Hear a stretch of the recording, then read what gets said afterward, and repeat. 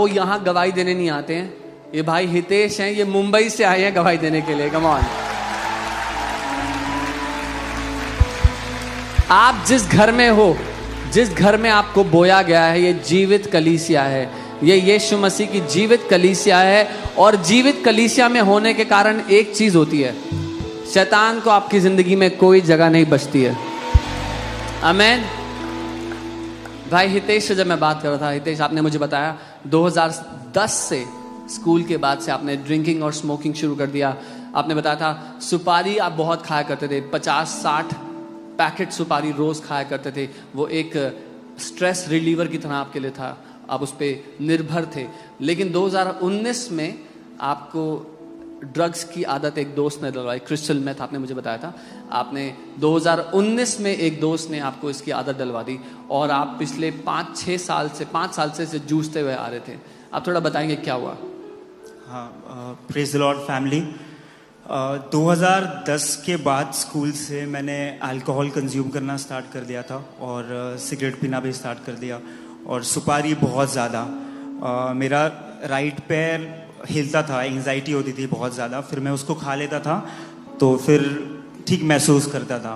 और वो easily access है, कहीं भी दुकानों में मिल जाती है तो कहीं से भी मिल जाती थी। और मैं जल्दी से 10 ले ली, फिर थोड़ी देर के बाद 10 ले ली, फिर ऐसे करते करते 50-60 दिन में हो जाती थी वो। और मैं प्रभु को पहले से ही जानता हूँ।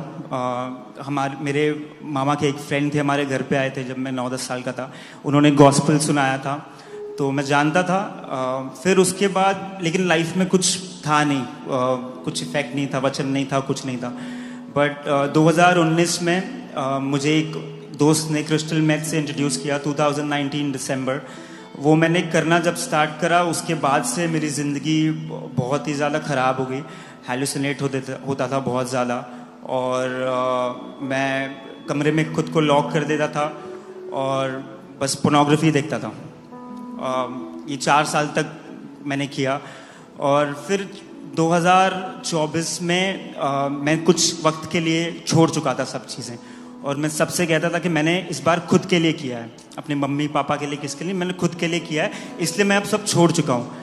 पर उसके बाद ऐसा गिरा क्योंकि मैंने खुद पे घमंड किया और मैंने ये कहा कि मैं अभी खुद से कर रहा हूँ, क्योंकि इंसान सेल्फिश होता है बहुत, तो मैं अब खुद के लिए करूँगा तो हो जाएगा। और पर उसके बाद तो ऐसा गिरा कि मैं इंसुलिन में चला गया था। इंजेक्शंस घुसाता था अपने हाथों में और वो हाथ इतने सूज जाते थे 2-3 दिन के बाद, क्योंकि नसें नहीं मिलती थी और फिर वो ज़बरदस्ती घुसाते थे, इसलिए वो बहुत सूज जाते थे हाथ पैर। ऐसे भी हो जाता था जब नसें हाथों में नहीं मिलती तो मैं अपने पैरों को देखता था कि वहाँ घुसा दूँ क्या। पर कुछ लोगों ने बोला था कि ऐसे मत करना, कुछ प्रॉब्लम हो सकता है, बस इतना ही पता था, तो मैं वो नहीं करता था। But I used to check in hotels. मैं होटल्स में चेक इन करता था जहाँ मैं रहता हूँ, उल्लासनगर नाम है उस जगह का, मुंबई के आउटस्कर्ट्स में। वहाँ की सारी होटल्स में मैं चेक इन कर चुका हूँ, रूम लेकर 4-4 दिन 5-5 दिन वहाँ पे बंद करता रहता था।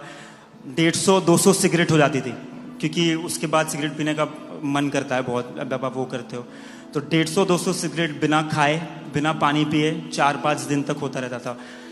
और 2021 में मैं रिहैब भी गया था 5 महीने के लिए। रिहैब गया वहाँ पे, लेकिन वहाँ से निकलने के बाद मैंने फिर करना स्टार्ट कर दिया। 1 महीने तक नहीं करा, बट उसके बाद फिर स्टार्ट कर दिया। तो कहने का मतलब है कहीं से कुछ नहीं हो रहा था। रिहैब का आपने मुझे कुछ बताया था कि रिहैब में वो आपको छुड़ाने की, लतों से छुड़ाने की जगह प्रताड़ित किया करते थे, आपको मारा पीटा करते थे। क्या कैसा था वो अनुभव? मेरे घर वालों ने मुझे इस इंटेंशन से भेजा कि वहाँ जाऊँगा मैं और ठीक हो जाऊँगा, बट वहाँ पे वो सिर्फ लॉक्ड रखते थे। कुछ था नहीं वहाँ पे सेशंस होते थे जहाँ पे वो बताते थे कि नहीं करना चाहिए, वो नॉर्मली बातें मोटिवेट करने के लिए वैसा होता था।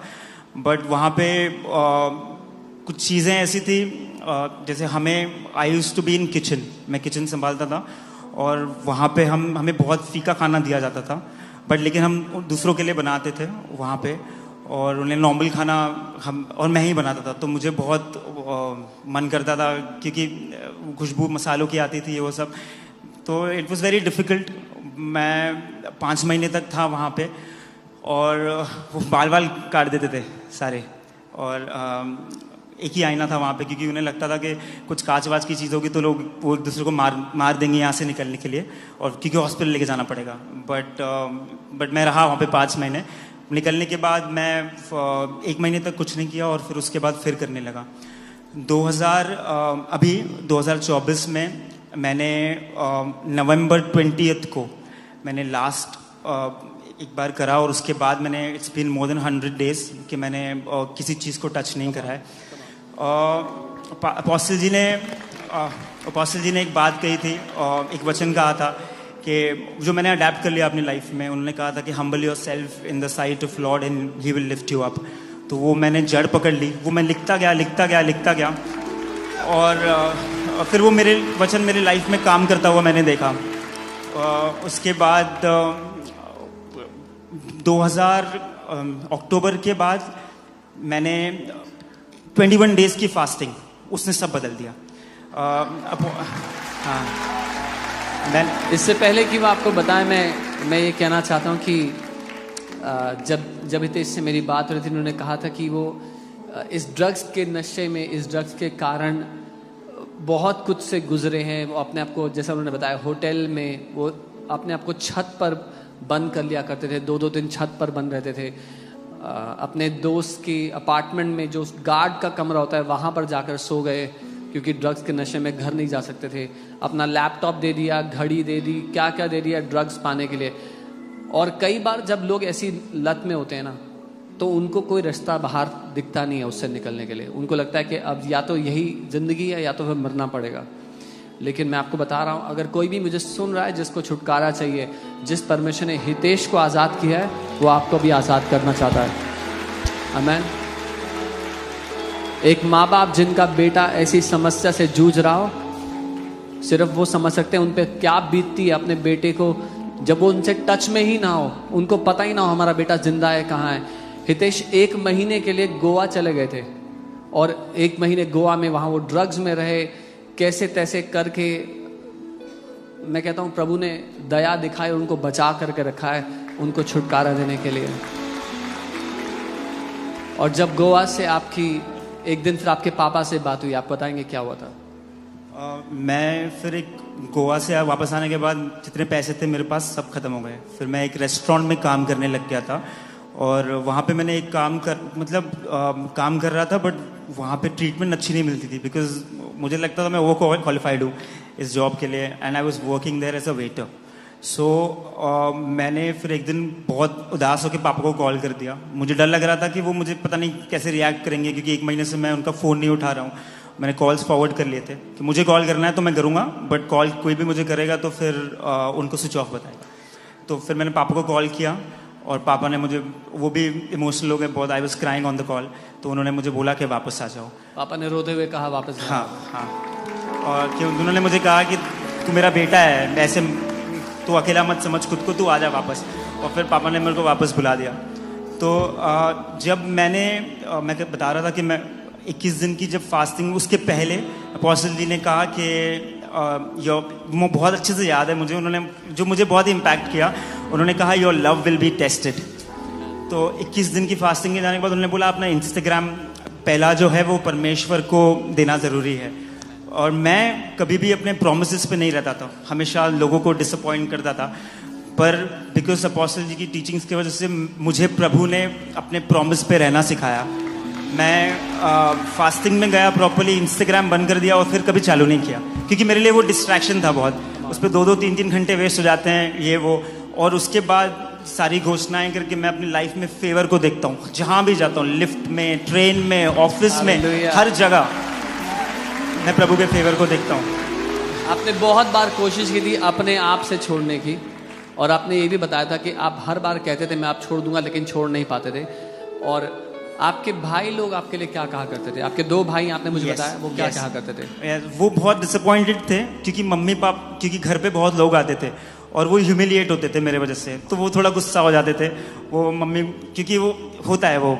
बट लेकिन अभी वो इतना प्यार करते हैं, मतलब इतनी इज्जत करते हैं। मेरा छोटा भाई मेरे मतलब बहुत बहुत प्यार करता है, बहुत इज्जत करता है। पहले वो अपसेट हो जाते थे और वो बोलते थे कि नहीं तू सही नहीं कर रहा है, क्योंकि मम्मी पापा बहुत दुखी होते थे और लोग आते थे घर पे, दरवाजे पे, मेरी मम्मी बोलती थी घंटी बजती है तो मुझे लगता है तेरे लिए कोई आने वाला है या ऐसा, क्योंकि इतने डर में रहते थे वो। बट मुझे परमेश्वर ने एक शब्द दिया, हिब्रू 13:6, जो बोलता है कि वी में बोल्डली से if God is my helper what can man do.